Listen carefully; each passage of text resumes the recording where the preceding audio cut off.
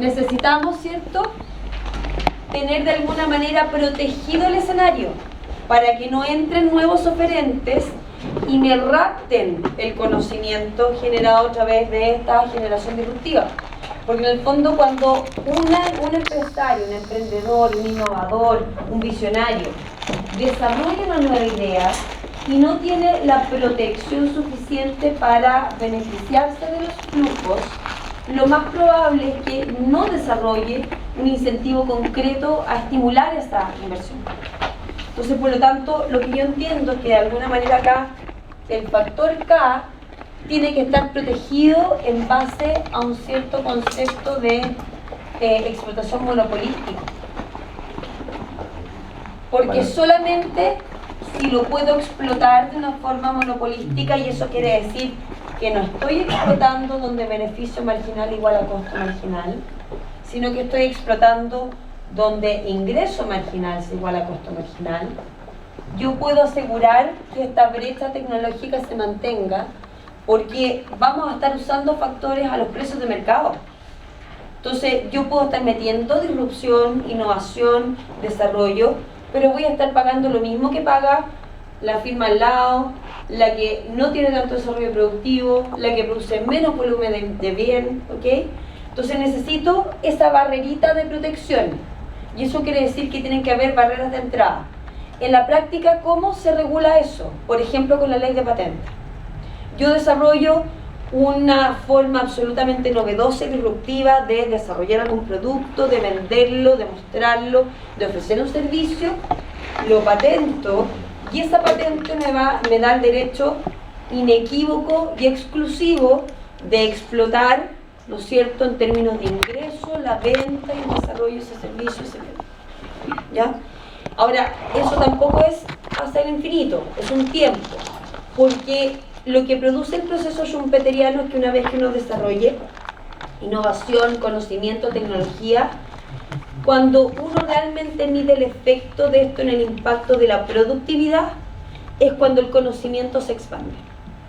Es decir, cuando esta forma tan particular y distinta de producir tiene un efecto de cascada que se materializa en otras empresas. Les doy un ejemplo súper concreto. Internet. Internet fue creado, ¿no es cierto?, para la milicia. Básicamente necesidades de comunicación rápida entre distintos puntos de monitoreo.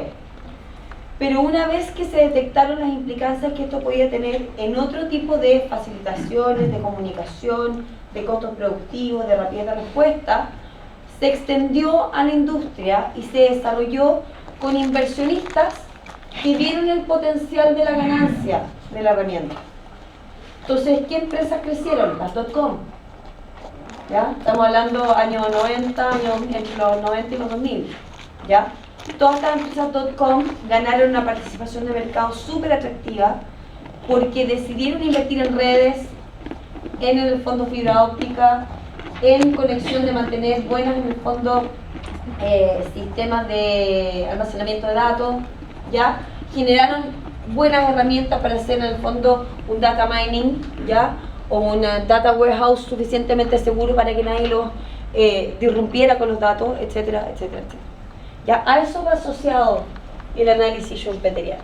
Entonces, en general les digo bastante bien lo que leyeron, si rescataron un elemento importante, todo eso tiene más o menos bastante buenos puntajes.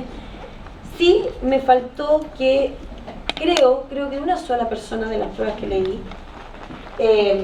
desarrolló este tema de la explotación, de la protección hacia el conocimiento, y que en el fondo la única forma de apropiarse de los beneficios de la explotación estaba asociado a poder proteger con una barrera de entrada el conocimiento específico, ¿ya? Así que detectó más o menos bien que esta brecha se cumple en el ciclo productivo en base a, en el fondo, cómo me permito proteger un poco las herramientas de conocimiento que se convierten en un insumo más dentro de la función de tipo neoclásico.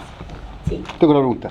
¿En el oligopolio ocurre exactamente lo mismo? Lo mismo, la única diferencia es que el poder de concentración monopólica es menor, está distribuido entre más. Okay. Entonces, cuando tú distribuyes entre más, los poderes de negociación son distintos. Y ahí hay que empezar a medir, por ejemplo, el tamaño de la firma. Tú dices, tengo una firma que es más grande que las otras, y posiblemente esa tiene un pedacito de mayor poder en el fondo monopólico de negociación que lo que tienen las otras.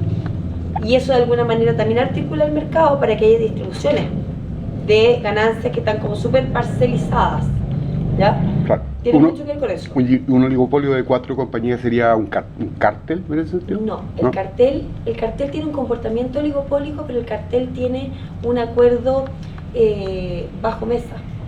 Es un acuerdo ilícito. Tácito. Exacto, tácito, que no puede estar establecido en ningún contrato de ningún tipo. Y de hecho el único cartel que ha funcionado a lo largo del tiempo, pero es por el grado de estratégico de su producto, además que El petróleo. tiene que ser productos súper homogéneos, y eso también lo dificulta. Ah. El petróleo, la OPEP, es el único cartel que de alguna manera ha logrado funcionar a lo largo del tiempo, porque los incentivos a salirse del cartel son más grandes que los costos de que el resto del mundo de alguna manera no esté de acuerdo con que sean estos 13 o 14 productores los que entreguen la oferta diaria de barril de petróleo, que es lo que se transa en los mercados de commodities en Londres, por ejemplo, y es lo que establece el precio de lo que nosotros compramos en gasolina, combustible, costo de transporte y otro tipo de cosas, ¿ya? Pero sí, evidentemente que está presente Ricardo, sí, de todas maneras. A ver, ¿qué otra cosa encontré para un poco hacerles la bajada en la... Yo les dije, déjenme leer cómo contestan la prueba para entender dónde están las brechas. Ya, cuando les pregunté en la pregunta 3, que dice, desarrolle y explique las principales consecuencias de la relación insumo-producto en la producción de largo y corto plazo, donde se da como referencia una función de producción que dice U, producto, función de L y T, donde T puede ser tierra o tecnología básicamente, y que esta se expresa como una función mínimo de L, que se usa una tasa T, ¿no es cierto?, por AL, perdón, coma T, que se usa por una tasa AT, donde A es el coeficiente de peso de uso relativo del factor. Entonces, me ofrecían una relación de producto corto plazo, que me decían que en el fondo el parámetro 1 partido por A iba a ser L, toda vez que L fuese mayor a L por 1 partido por A, y en otro caso, o sea, mirando en el largo plazo, L iba a tomar el valor 0 si L era mayor a un L sub 1, o en el fondo 1 si L era mayor a L sub 1, como dos rangos de funcionamiento. ¿A qué se refiere este tipo de rangos de función? La función mínima, una función que nos vamos a meter a verla más específico. En el paper salía un poquito descrita y graficada y todo esto, pero es una función que se comporta muy parecido a lo que ustedes conocen como perfectos complementarios, ¿ya? Es una función de ángulo recto que define un volumen de producción, que me dice que el único punto de productividad efectiva va a ser donde yo uso T y L a una tasa determinada, que dada esta expresión me la están dando y me dicen que es exactamente igual, igual al valor 1 partido por A, donde A es un coeficiente positivo que refleja en el fondo condiciones de producción o de eficiencia. Por lo tanto quiere decir que yo uso factor trabajo a una tasa 1 partido por A y factor tierra o tecnología igual a la tasa 1 partido por A. Por lo tanto, si yo calculo productividad marginal para cualquiera de los dos factores, va a ser constante e igual a 1 partido por A. Por lo tanto, no importa la cantidad de veces de factores que yo aumente, el efecto del aporte va a ser siempre e inequívocamente el valor constante del factor de coeficiente. Entonces, ¿a qué apuntaba esa pregunta? Apuntaba a que ustedes especificaran cuáles son las principales diferencias en la forma que tienen de responder esta función en el corto y en el largo plazo, ¿sí? El corto plazo tiene una rigidez súper clara, tamaño de escala. Quiere decir que yo tengo una vez definida la capacidad productiva de la firma que estoy observando, por lo tanto, yo sé que estoy produciendo Q sub 0 y la única manera de producir Q sub 0 es utilizando L a tasa 1 partido por A y T a tasa 1 partido por A. Por lo tanto, lo más probable es que una vez que uno ya tiene definido el terreno, la tecnología, yo no pueda hacer más modificaciones del factor. y solamente me tengo que quedar con lo que puedo contratar a la tasa de uso. Cuando yo proyecto en el largo plazo, eso es distinto, porque ahí aparece la isóclina. Ahí hay alguno también que me lo puso en la respuesta. Y la isóclina me permite moverme a lo largo de la concentración de este uso factores a una tasa 1 partido por A, que me permite proyectar distintos niveles de producción. U1, U2, U3, U infinito. Y lo que hace el largo plazo, a diferencia del corto plazo, es que parametriza y de alguna manera me define que si esta es la tecnología que utilizo y la forma de mezclar los factores, yo puedo proyectar tasas de crecimiento que va a crecer de manera pareja y constante a un coeficiente 1 partido por A. Es decir, nunca voy a obtener otra productividad marginal, por lo tanto, de acá el largo plazo no está determinado por el volumen de factores, sino que está determinado por la cantidad de bien que quiero producir. Porque la cantidad de bien que quiero producir va a estar explicado por una tasa única de uso de factores que me alimenta la producción. Entonces, la gran diferencia en microeconomía entre el corto y el largo plazo tiene que ver, uno, con la flexibilidad simultánea de los dos factores, ¿ya? Por lo tanto, hay que entender ahí cómo me va a afectar. Vamos a tener que entender ahí cómo afecta este proceso, ¿no es cierto?, la capacidad de respuesta que tiene la función de producción. En ese caso, los factores no se pueden modificar entonces en el corto plazo. Siempre en el largo plazo. En el corto plazo, la que me hizo la pregunta, disculpe. Ya. En el caso del corto plazo, evidentemente tú vas a tener una restricción base que va a estar muy asociada a la capacidad productiva establecida. O sea, yo hoy día en el corto plazo tengo esto. Es difícil que yo pudiese expandirme, por ejemplo, con esta sala a una sala de 100 personas, porque no me caben. Pero yo podría en el largo plazo proyectar, incrementar el tamaño de la sala a 100 personas, sí, evidentemente si mantengo un proceso de producción que me parece que es sostenible. Y la rigidez que tiene la función de un TIEF en el fondo es que te exige que las tasas de uso del factor sean únicas. Entonces tú no cambias por efecto precio. Cuando uno toma decisiones de contratación, de empleo, de uso de factores, de uso de recursos, y uno se enfrenta al precio de mercado, siempre hay dos efectos que hay que mirar toda la vida. ¿Cuán sustituible es el factor que estoy contratando respecto de otro cuando su precio cambia? O sea, ¿puedo hacer un trade-off entre uno y otro o no? Y eso va a depender de la tecnología. En esta tecnología no lo puedo hacer. Eso es lo que vigiliza esta tecnología. Usted no puede hacer sustitución de mano de obra por tierra o por tecnología, porque esto está definido para ser usado así. Y el segundo elemento que tengo que mirar, en este caso, es el efecto producto. O sea, ¿qué tanto impacto voy a tener en el producto si logro hacer modificaciones en el uso de los factores? Entonces, eso también me va a decir la capacidad de respuesta que tiene la función para absorber los factores. O sea, en el corto plazo, los factores de producción son fijos y en el largo plazo al menos uno es periódico. Yo diría que en el largo plazo en general los dos son medios. ¿Sí está? Pero que en el corto ¿Puede ser plazo solamente uno? se puede pasar que alguno de los dos sea más fácil de variar. Y generalmente está más asociado a la mano de obra, porque la mano de obra tiene más rotación, tiene más movilidad, se capacita y se puede en el fondo contratar en otra parte. Tiene de alguna manera un factor de flexibilidad que tú puedes modificar, a no ser que tengamos leyes peyorativas un poco como las de nosotros, que de repente sacar a una persona que está, no sé, 15 años en una empresa, te sale una millonada de plata y compromete el flujo de la empresa. Ya, ahí hay otros temas de análisis, pero si las leyes son fluidas, tú puedes hacer esta modificación por efecto de productividad. Sí. En el corto plazo, por ejemplo, si yo duplico la cantidad de L, la función sería FK por 2L, o si triplico Más. K por 3L. No. No. ¿Quién te dice eso? Más. No. ¿No?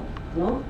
Porque, a ver, por eso nosotros trabajamos primero con funciones de carácter genérico, porque no sabemos qué función en el fondo está representando la mezcla productiva.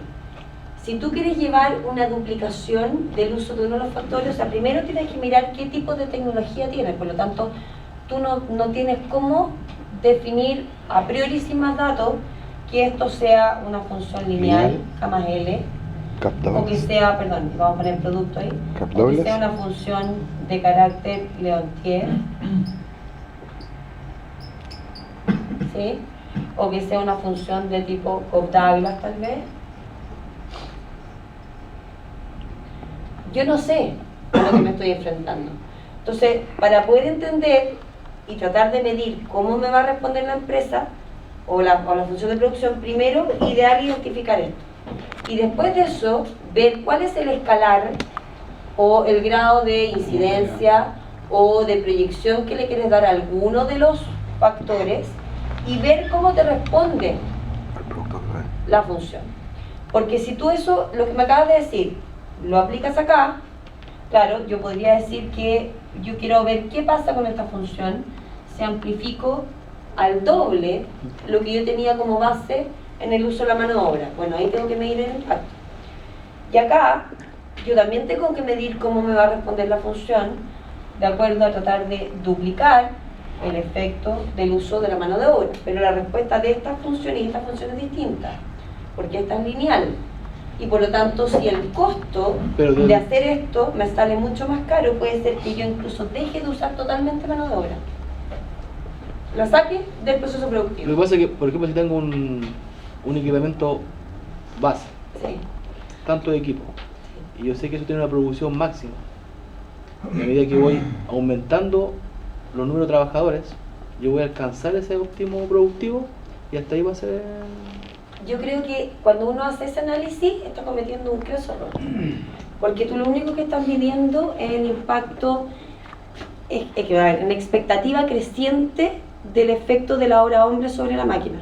No estás descontando el desgaste de la máquina, el mal uso de la máquina, los tiempos de paro de la máquina, los tiempos de paro de tus trabajadores, los tiempos de capacitación y conocimiento de los trabajadores. O sea, ahí tengo que empezar a mezclar otros elementos que me empiezan a medir cómo el trabajador extra me aporta a la maquinaria. Por eso es que el trabajador A, B, C y D no me reportan lo mismo. Porque yo tengo una diversidad de capacidad de respuesta donde uno lo que trata de hacer en la empresa es que más o menos en la media el grupo humano que trabaja más o menos me aporte lo que yo espero que me aporte. Si tengo unos bajo la media, yo me empiezo a preocupar, digo ya, aquí tengo un grupito que no está rindiendo. Si tengo sobre la media, salvaje, imítenlos a ellos, Creo que estos si- son los si, líderes, por ejemplo, si el búsquenlos. proceso es manual, dependo 100% de la mano de obra, pero si yo automatizo, yo Mira, estoy dependiendo de la máquina. yo el otro día, les doy un ejemplo, el otro día estaba hablando con un amigo que está desarrollando una especie como de software que hace, a ver, que hace el trabajo de cómo estas personas que pesquisan el producto que sale mal. Entonces esto era en una fábrica de producción de ladrillo. Entonces me contaba, me he muerto la risa porque de verdad que nos terminamos riendo porque esto es una de las cosas más brutas que he escuchado en mi vida. Tienen a una persona supuestamente que está mirando la línea productiva para detectar los ladrillos que salen mal, y como por supuesto este ser humano se aburre y todo porque es una pega absolutamente inocua, tiene un segundo que fiscaliza al otro. Entonces hay dos personas dedicadas a estar mirando completamente la línea de producción de los ladrillos para poder en el fondo identificar y sacar qué ladrillos vienen con falla. Eso lo puede hacer una máquina. Sí. ¿Me entienden? Un escáner.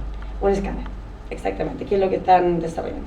Entonces, ahí tú dices, ¿qué estoy midiendo? Voy a medir productividad hora hombre por el número de ladrillos identificados que vienen con desperfectos, porque eso no es eficiencia. Eso estoy tratando de darle una explicación al trabajo por tener un trabajador ahí. ¿Te fijas que el análisis es distinto? Por eso te digo que la lógica nace al revés. Yo tengo que entender primero cómo funciona mi proceso productivo, qué es lo que quiero obtener, y cómo le voy inyectando recursos Pero, para medir ¿de el qué impacto. manera elijo la función? Porque, por ejemplo, en mi caso es una función productiva, que tengo una capacidad instalada de equipo y a Todo medida tiene que yo, por la experiencia que tengo, mientras más voy duplicando, triplicando el factor trabajo, va aumentando la capacidad de producción hasta un cierto límite. Y que eso hasta ahí no llega. ¿Hasta dónde? Claro, ese es el punto, ¿hasta dónde? Pues eso, más que el modelo matemático, lo O en que este uno- caso, para que sea más claro, el horno.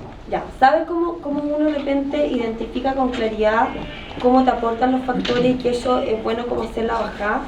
En el fondo, uno tiene el proceso de producción. Tú dices, mira, mensualmente tengo 10 hornos funcionando, 12 horas al día, el costo del funcionamiento del horno es tanto, identificando todos los ítems, directos, indirectos, en el fondo y a base. La cantidad de gente que tengo trabajando en el horno es esta, y el output es esto. Entonces tú con eso calculas producto total, costo total, costo medio, productividad marginal, etc. Entonces, cuando tú ya tienes la definición del comportamiento, vas a encontrar una relación, te va a salir sola. Porque tú vas a decir, mira, fíjate que me está pasando que en realidad, si meto 2 horas más de operario al día, tengo un efecto en producto que crece 10%. Por lo tanto, el impacto en términos del proceso productivo tiene que ser una función que me está permitiendo amplificar en ese valor. Generalmente, las de este tipo no explican ese comportamiento porque son más bien de sustitución perfecta. Y las de este tipo son extremadamente rígidas. Por lo tanto, lo más probable es que se acerque a algo así, Adoptables. o se acerque a un tipo de función que se llama CES, CES. que te dice que la producción va a estar definida por un coeficiente delta que te va a estar explicando, perdón, me equivoqué de letra, ¿era delta? Veamos, déjame para confundirle la letra. No, creo que es así, sí, delta, perdón.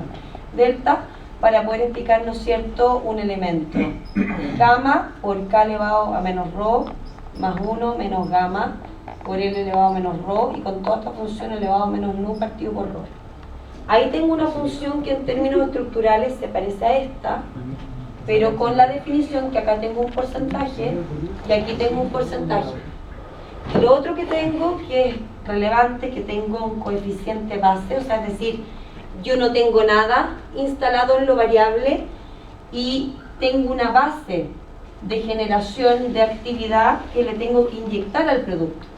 Por ejemplo, para hacer usar el horno, lo tengo que tener calentito.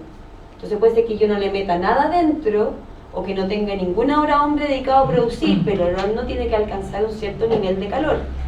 Para que entonces eso tiene que estar medido. Uso de energía eléctrica, uso de energía calórica. Hay elementos que te van a incorporar análisis para la aplicación. No, pero en términos productivos, cuando el horno está en temperatura, ya uno Sí, claro, es constantemente... pero que tú estás pensando en tu proceso. Llévalo, esto tiene que explicar todos los procesos. Entonces, por ejemplo, yo voy después, no sé, a la CCU, con las cubas gigantes, ¿no es cierto?, metálicas donde se produce cerveza, que viene el proceso de fermentación y donde hay merma. Tiempo. No tengo 100%, tengo merma, tengo calor, tengo base de la mezcla que fermenta mejor y otra que fermenta menos, el número de litraje cambia, tengo variabilidades, tengo que saber medir. Después tengo... Es que mira, es que te tengo que sacar tienes que abrir la cabeza. Después ándate, por ejemplo, proceso-servicio. Entonces tú dices, tengo tanta gente atendiendo en el día, un volumen de personas que vienen a preguntar, a consultar, a alegar, a atenderse al médico, no sé qué. ¿Cómo es el proceso de atención? ¿Cuánto se demora efectivamente si tengo agenda consultas médicas cada 15 minutos? ¿Se demoran los 15 minutos? ¿Se demoran más? Es que se lo entiendo. Lo que quiero Llévalo aterrizar, todo. lo que quiero aterrizar es que, por ejemplo, en el caso de una lluvia, se demora 12 minutos. Sí. Pero yo siempre calculo que son 15 a 20 porque uno tiene que subir, que baja. Entonces en la hora son 4 cocciones que puedo hacer y hacer la producción que voy Y bien. no te tienes que olvidar que hay metido ahí seres humanos entre medio, y cuando hay un ser humano entre medio, el proceso perfecto se pone de perfecto, por naturaleza. Entonces también hay una pérdida en tiempo, en que se quedó conversando con el vecino, que le llamaban por cosa, fue al baño, nada más. Hay una pérdida. Entonces, el punto que quiero que entiendan es eso, porque no me puedo quedar respondiendo toda la clase la pregunta específica, ya porque estoy tratando de bajar análisis de la prueba. Pero lo que sí quiero que entiendan es que la definición de los procesos tiene que poder aplicarse a prácticamente cualquier proceso de producción. No hay restricciones por el tipo de actividad. O sea, esto tiene que ser una medida de toma de decisiones que apalanque todo, ¿ya? Que de alguna manera lo aglutine y que me permita decir, mira, yo estoy tomando decisiones sobre la combinación de factores que estoy buscando eficientar. Y a veces uno se da cuenta con mucha claridad, si tiene una buena capacidad de hacer una bajada, cuáles son los elementos que de alguna manera están implicando la pérdida de la producción de ciertos elementos. Una sola pregunta. En esa función CES, por ejemplo, delta, ¿eso es delta? No, eso es... Ya, eso podría ser, por ejemplo, una variable para una industria, estoy hablando para el trabajo. Podría ser una variable, por ejemplo, un mercado con restricciones, un mercado regulado, No, es que los tratando procesos de aplicar toda la función, digo. Los procesos de producción no te están midiendo elementos de demanda, Ah, eso lo oferta. es oferta. Entonces, entonces, la falta de competencia de un mercado, por ejemplo, o elementos regulatorios de comportamiento del mercado, afectan más elementos de oferta, de Ya. demanda, Estoy de de acuerdo. comportamiento, porque son incentivos o desincentivos. Y lo que estamos viendo acá es que justamente la función de producción busca justo lo contrario. Busco deshacerme de los elementos subjetivos. Entonces aquí meto cosas objetivas. Entonces, por ejemplo, cuando uno habla, la función CES es una función donde ya vamos a hablar de ella en algún momento, ojalá más pronto que después.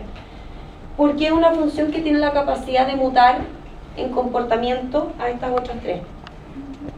Entonces, cuando los parámetros toman ciertos valores, el comportamiento de la función se acopla bastante bien a alguno de estos. Y yo puedo identificar comportamientos bien específicos. Capacidad de sustitución, crecimiento de la productividad, comportamiento de los costos, rendimientos relativos de los factores. Voy identificando todos los elementos que me parecen medidores o claros en los conceptos de eficiencia, que eso es lo que estamos buscando. Por eso no se olviden, este curso completo de producción. Entonces aquí yo no me voy a fijar en los aspectos psicológicos del comportamiento del consumidor, ahí lo tengo guardadito momentáneamente al lado. Aquí lo que estamos mirando es producción, y la producción busca ser eficiente. Entonces uno puede levantar una serie de procesos productivos donde uno detecte ineficiencias. Hay algunas que se aceptan por otras variables, por otros elementos, pero en la práctica, si uno fuese súper racional, no las debería aceptar, ¿ya? Porque implica costos y uso inadecuado de recursos. Eso en el fondo es lo que está implícitamente claro.